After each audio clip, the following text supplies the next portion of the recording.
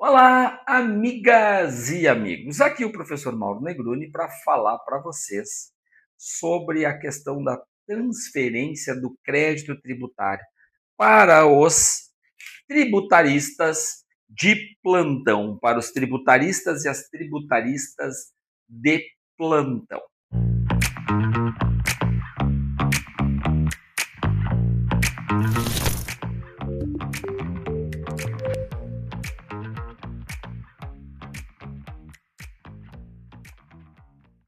Olha só, vou tentar usar uma linguagem mais simples possível para que mais pessoas possam entender a reforma tributária. Muita gente tem pedido isso nos comentários do blog mauronegruni.com.br e aqui também, não aqui propriamente, né, no canal do YouTube, porque ele está recente, reformado e reconstruído, mas também por conta de muita gente que diz, puxa, meu filho quer saber como é que funciona a reforma tributária. Minha filha não entendeu ainda bem essa história da reforma tributária. Já estudou um pouco, mas ainda não captou tudo. Meu sobrinho, minha sobrinha, minha mãe, minha avó, enfim, tem um bocado de gente que tem pedido para usar uma linguagem mais acessível ao grande público. Vamos tentar.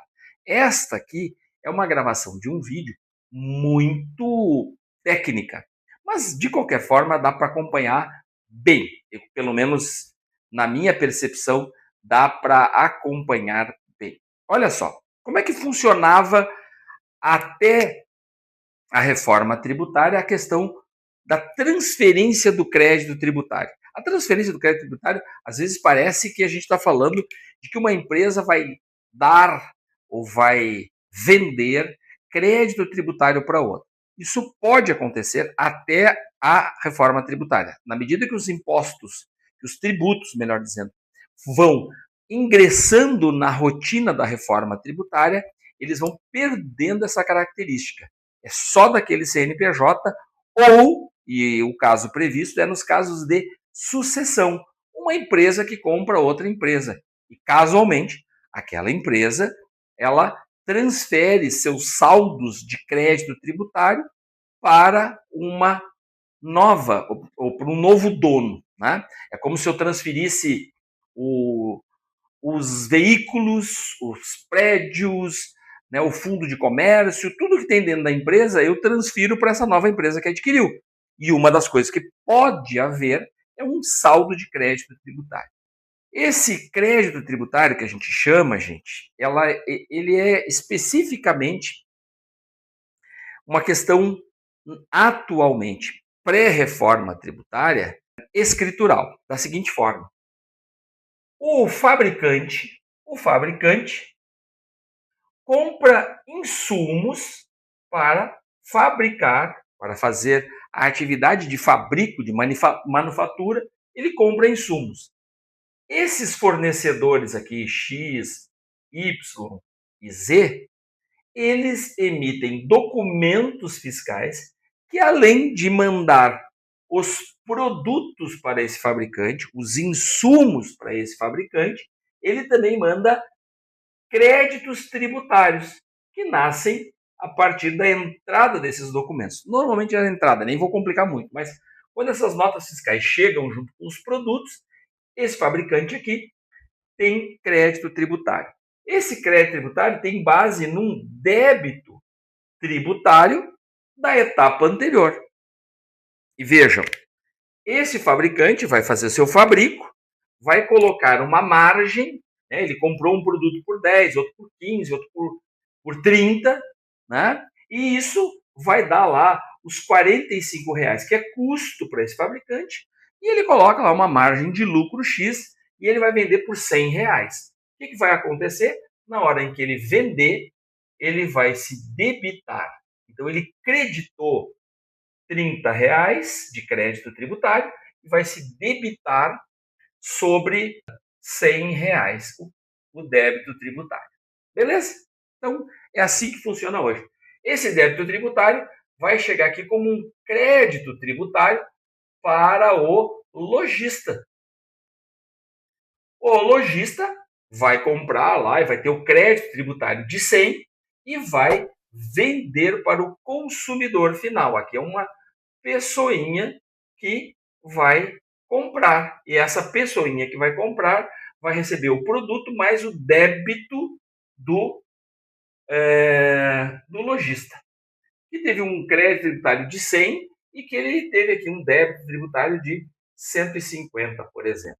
Então, esse crédito ele vai fluindo na cadeia, nem tudo dá crédito para o fabricante, nem tudo dá crédito para o lojista, uma parte fica retida em cada etapa, atualmente, e o último da cadeia, que é o consumidor final, mas podia ser de um fabricante, vendendo para outro fabricante, para outro fabricante, para outro fabricante, para outro fabricante, e vai prestar um serviço para esse cara aqui. Vai vender uma passagem de avião para esse cara aqui. Então, todo esse crédito, esse débito tributário vem e deságua no último da cadeia. Muito bem. A diferença aqui é a seguinte, a diferença não, a sistemática aqui, não vou falar ainda da diferença, a sistemática aqui do que é hoje é que tudo está baseado em documento fiscal. Nota fiscal, basicamente, nesse caso aqui. Tá? Nota fiscal. Então, se alguma empresa, vamos pegar a empresa Z, ela não paga seus tributos, se ela é uma empresa fraudulenta, que vende os produtos para esse, mas ela não recolhe seus tributos, igualmente esse aqui mantém o crédito, transfere para esse, que vai sair até aqui. Como isso, Mauro?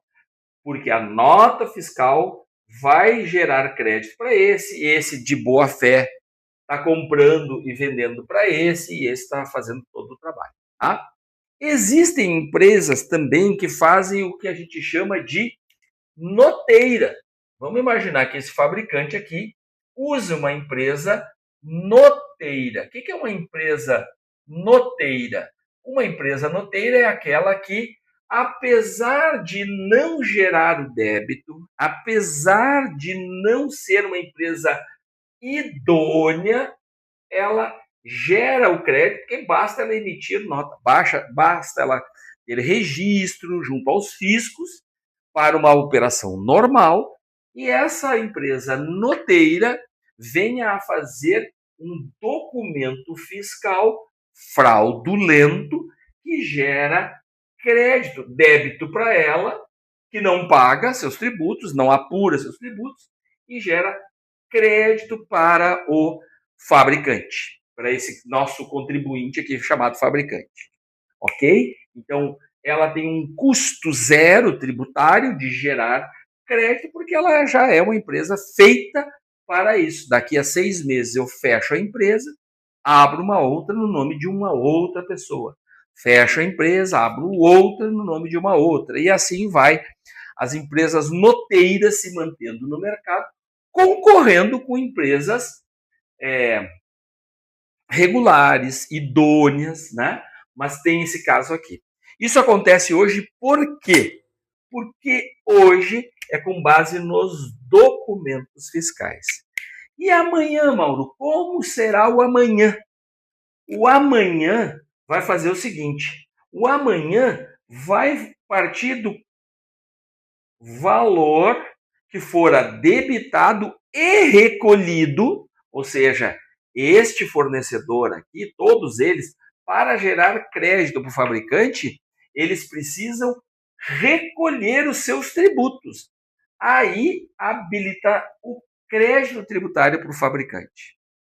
Então, e aqui do fabricante para o lojista a mesma coisa. Quando este aqui ou este aqui, pode ser um dos dois, pagarem este débito tributário da operação, habilita o crédito e não mais o documento fiscal. Por isso que as empresas noteiras não terão mais vez. A fraude fiscal vai ficar muito mais difícil na reforma tributária do consumo.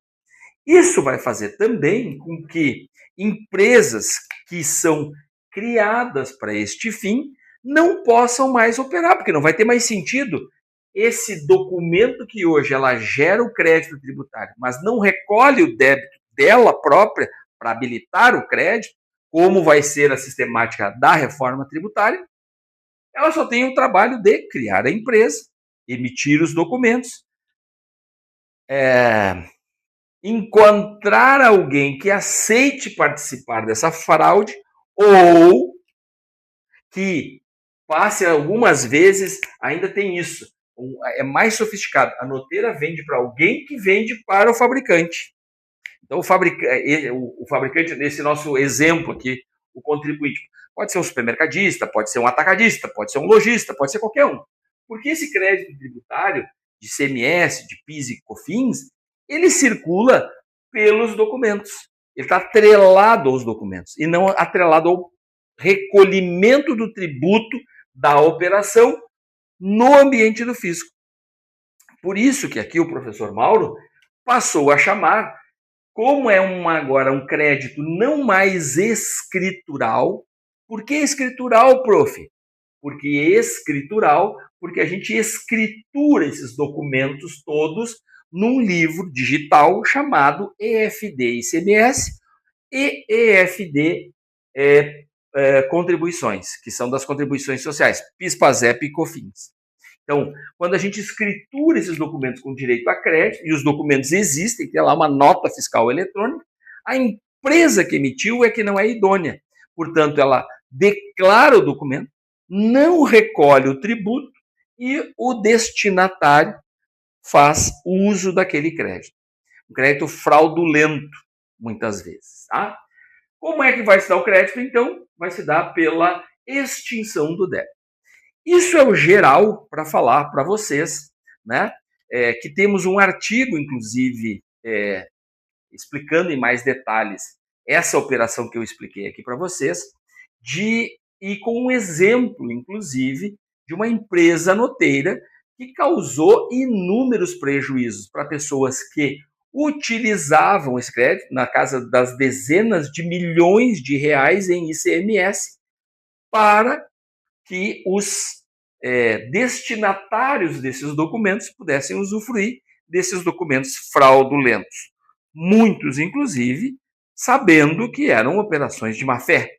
Outros tantos podendo ter se envolvido neste arranjo ilícito que foi a criação de empresas noteiras. Bem como eu estou dizendo para vocês. Leiam o artigo em www.mauronegruni.com.br. Aproveita, se gostou desse conteúdo, e indique para o seu amigo. Se não gostou do conteúdo, indique para o seu inimigo. Estou brincando, né? A gente não precisa ter inimigo na vida.